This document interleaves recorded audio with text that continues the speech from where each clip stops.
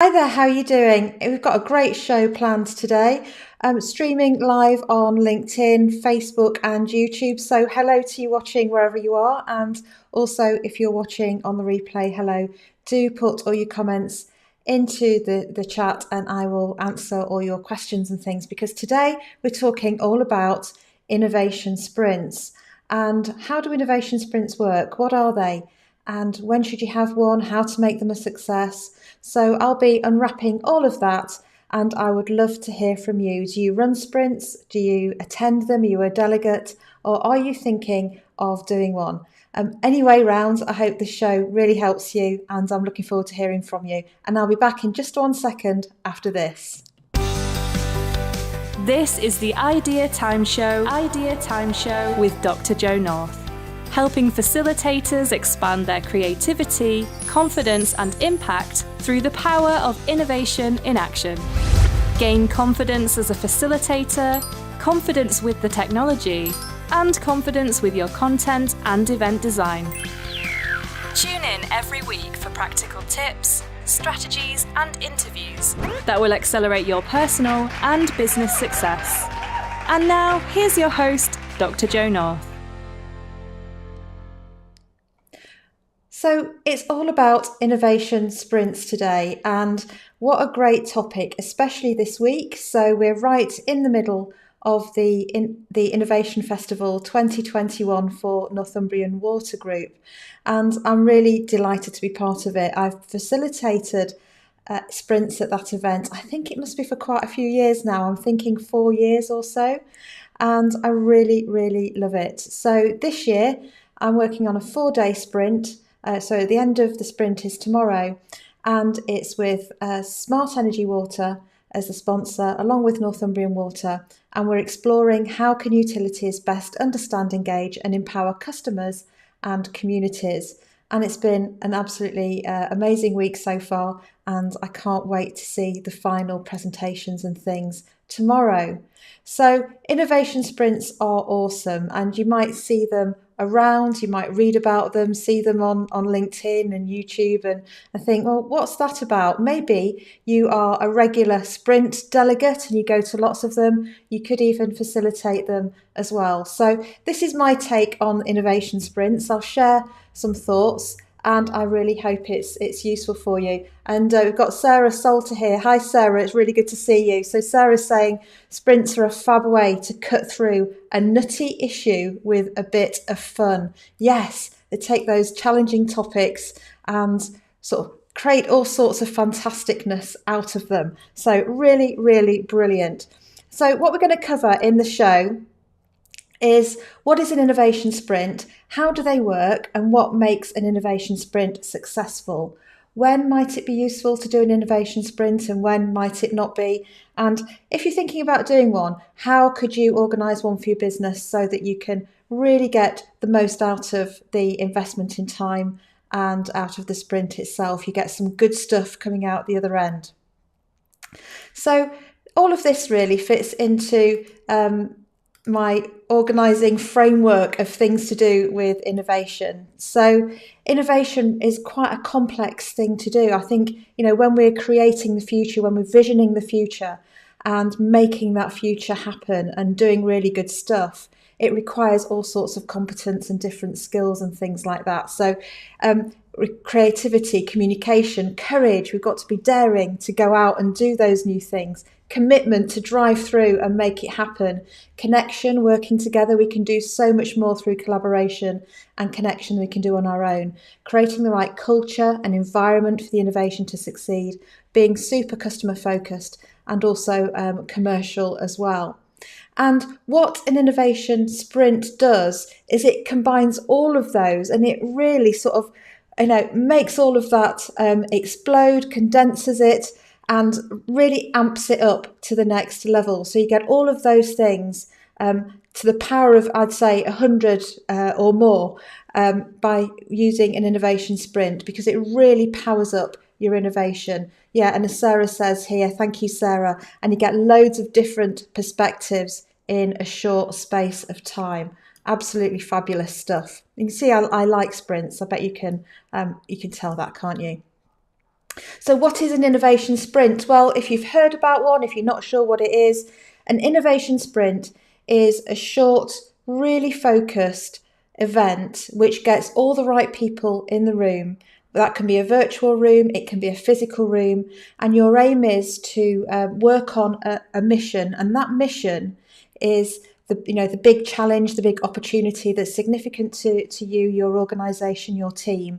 Something, as Sarah said, that you actually want to crack. So a nutty issue that you want to crack, and that can be a positive thing. It can be a new opportunity. It can be a challenge. It can be a new way of working. So an innovation sprint really is designed to get the very best collective creativity and wisdom from everyone there, to combine the best of all those minds working together and do it in a really efficient, really dynamic and creative way in a short space of time. And a sprint can be, 5 days, it can be half a day or a day. It really depends on the size of the issue, the amount of time that you've got available. They tend to be sort of, the longest ones are around 5 days. They can be consecutive, but I'm finding more and more that people are wanting to do sprints, sort of, do a sprint, maybe leave it a week or a couple of days, sometimes 2 weeks, and then come back and do the next bit and the next bit. So they're putting some blocks of time in between each phase of the sprint. And that can work really well because it gives people time to think, do a bit more work, and really just let the contents of the sprint work through the creative subconscious. The advantage of actually doing it all in one hit and putting it all together is that it's dynamic, it's pacey, and you're in there and you get it done. And there are different sprint formats. So one of them that's most commonly used is this book Sprint by Jake Knapp of Google Ventures, and that's how Google do it. This is one way of doing it. So you start off on day one with a bullseye session. That's my term. And what you're thinking there is you're thinking about actually what is the mission that we're on? Do we really understand the challenge that we're aiming to solve? What's the data saying? What are different stakeholders saying? So you might bring in some lightning talks from different people with different perspectives. And you're really thinking through the key questions that you want to answer in your sprint. The second phase is about ideation. So once you've worked out what you want to work on, you have lots of ideas. So it's a really lovely creative day. And there's all sorts of fantastic activities that you can do to disrupt your normal way of thinking and get people working together in teams and so on. The third phase is idea development. You take the best ideas that you've had and you work them up. You make them stronger. You give them more dimension and more shape, and take them in different directions. And then you get a campaign or prototype ready. So what you're doing is you're taking a problem, you're coming up with ideas, and you're working it through to something that you can use, you can test, you can put out there and trial by stage 4. And that might be a campaign, it could be a solution, it could be an actual physical prototype. And then sometimes there's a final stage, which is the finishing touches. So you can see how, it's very, very pacey. And although there are, the sprint is associated with Jake Knapp and Google, also the design thinking sprints, so innovation sprints, are also known sometimes as design sprints, and they're fairly interchangeable terms. Stanford University, for one, Slack, that these are all companies, Uber, that use sprint thinking. It feels like a really recent thing, but it's not. It's actually been around since about the 1950s. A guy called Alexander Osborne, who was an advertising executive, he ran an advertising company in America, wanted to create a process to help with creativity, because of course that's the business model, isn't it, of advertising. You do more creativity and your business grows. And he created the creative problem solving process, and there have been different iterations and versions. And actually the sprint follows pretty much a similar thinking style, a thinking approach to the original Alexander Osborne approach to creativity.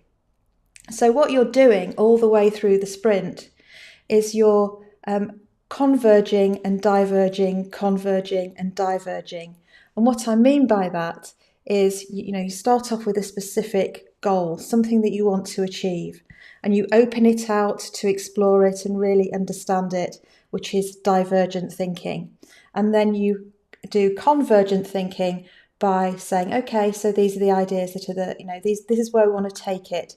You open it out again through ideation, close it down again through idea development, and you're diverging and converging your thinking all the way through the sprint process. So it's pacey, it's dynamic, and it's fun, and really good as well. Really lovely social and good team building event too. So let me know what you think. Are you familiar with divergent and convergent thinking? Is it something that you were aware of? And how have you experienced it in your sprints? Now, some examples of real sprints, and these are just sort of in the past few months. So there's not a week goes by where I'm not sprinting somewhere on something. And you can do one for new product development. So to take an idea, a gap in the market or a customer need, and use that time to actually create something that you can go and test to see, how viable it is. It's a really brilliant thing as well to bring customers into the sprint if you can at key stages, because customers will give you some great feedback. In fact, tomorrow in our sprint with for Northumbrian Water, the future of customer engagement, we've got a customer fan zone session. So we'll be testing some of our ideas with some of the great customers that are going to be there. You can sprint on things like customer experience. How do you improve customer experience? How could you create customer experience as a differentiator? I've worked on some really advanced engineering challenges using sprints in the energy sector, digital technology solutions. And I think because of the growth in technology, this is why we're seeing so many sprints, because they are great for app development, they are great for software development, they're really great for identifying clients' needs as well. So if you're working with clients in the technology space, you can sprint with them to really draw out their needs and expand your clients' thinking. Business growth acceleration, how to get that next level of growth, how to access new markets, and so on. Employee engagement, long-term environmental strategy, with climate change being so important and really high on everyone's agenda. Doing a lot of sprinting in the net zero decarbonisation space as well. And look, there are so many more, but I wanted to share some examples of the type of activity that you can do, you can use for a sprint to help you with in your team, in your organisation. So I hope that's useful. And thank you. Great question here coming in from Sarah. How many people should you have in a sprint? There's no particular rule around how many people, in my view. I think it's great to have enough people so that you can really get some creativity sparking, and you can mix people up and have some disruptive conversations. When I talk about disruption, of course, as an innovator, I think that's a good thing, to positively disrupt. So, that's a noisy car. I don't know if you can hear that.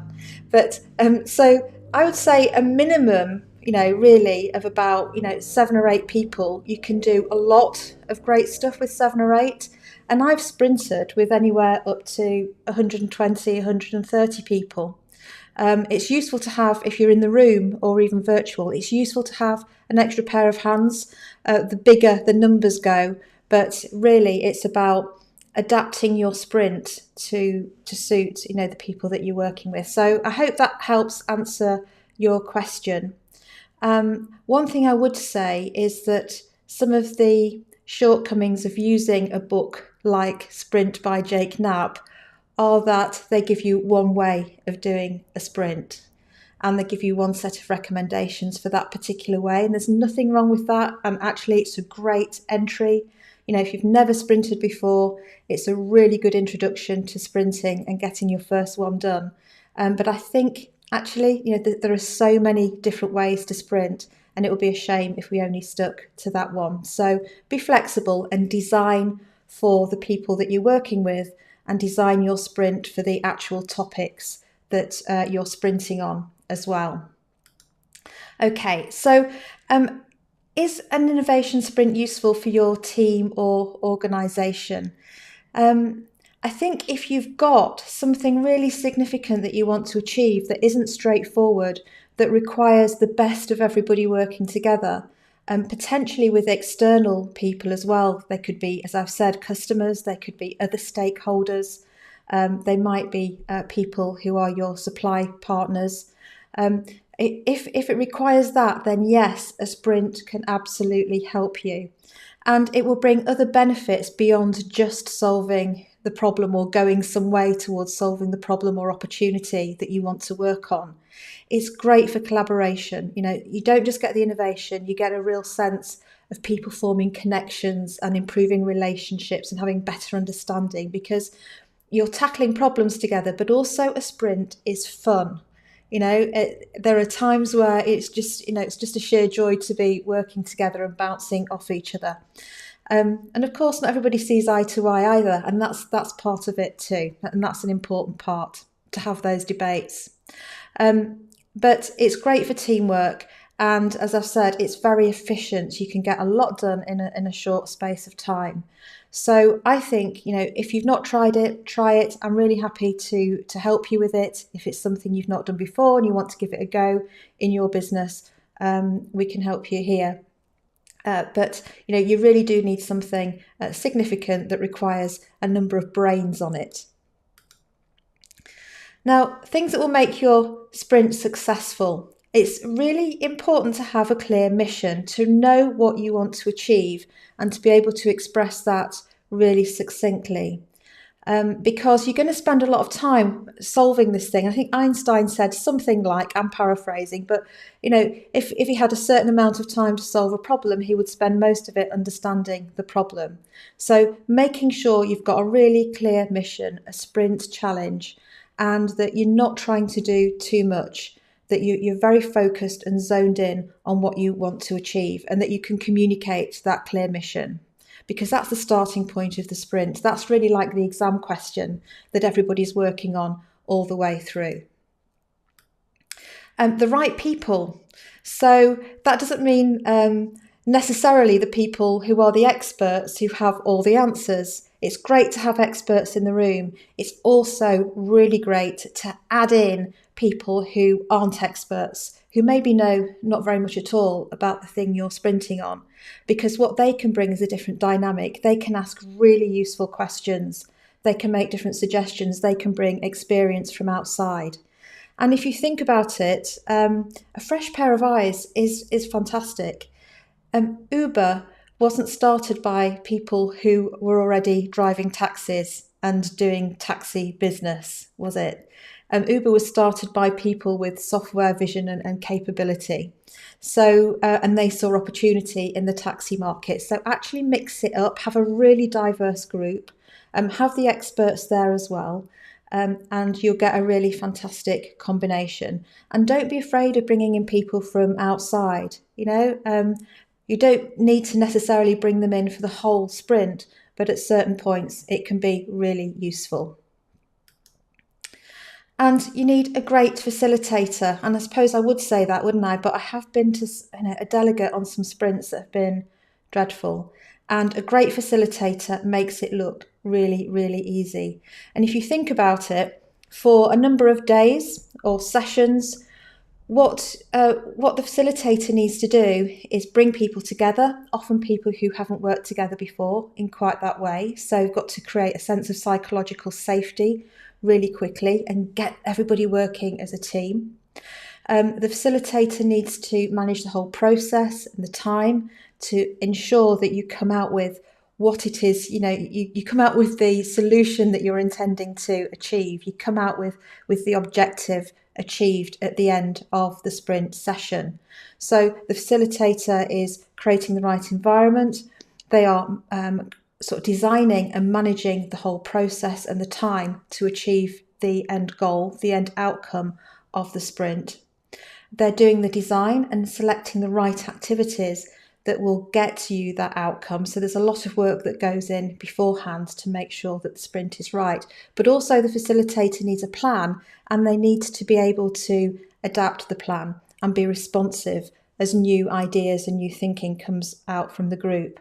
So and it's about a great delegate experience as well. So there's quite a lot there to be thinking about and doing. And if you overlay things like technology into the mix, which is fairly intuitive, but it's still another thing to think about, then getting a great facilitator can really make the difference. Every sprint should be customer focused. So know who your end user is, know who your customer is. It doesn't have to be an outside customer who's buying something. It might be employees within the organisation, but really making sure that you're holding the customer at the centre of everybody's thinking, so that your sprint solution at the end of it works and is valuable.